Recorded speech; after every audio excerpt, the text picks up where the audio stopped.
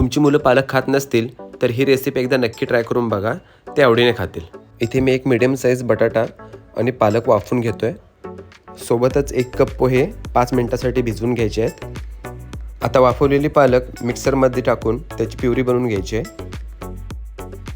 आता एका बाउलमध्ये भिजवलेले पोहे, उकडलेला बटाटा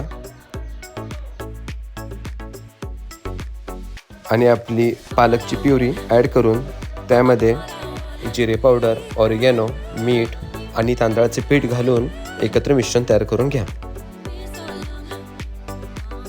आता हाताला थोडं तूप लावून छोट्या छोट्या पोर्शनमध्ये तुम्ही हवा तो शेप देऊ शकता. मी ते हार्टचा शेप देतो आहे थोडंसं अट्रॅक्टिव्ह दिसण्यासाठी.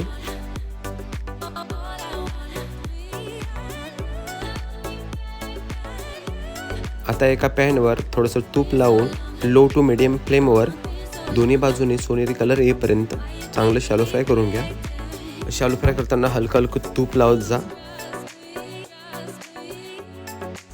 बाहेरून कुरकुरीत आणि आतून नरम झाले की रेडी आहेत तुमचे स्पिनच पोहा पाईनविल्स.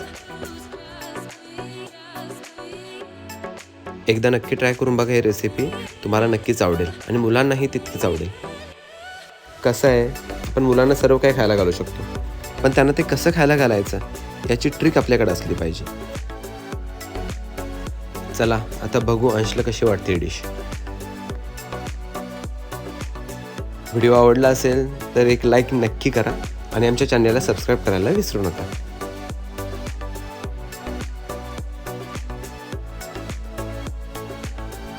चला पुन्हा भेटू अशाच एका नवीन हेल्दी रेसिपीसोबत. काळजी घ्या, खुश राहा आणि आमचे व्हिडिओ बघत राहा.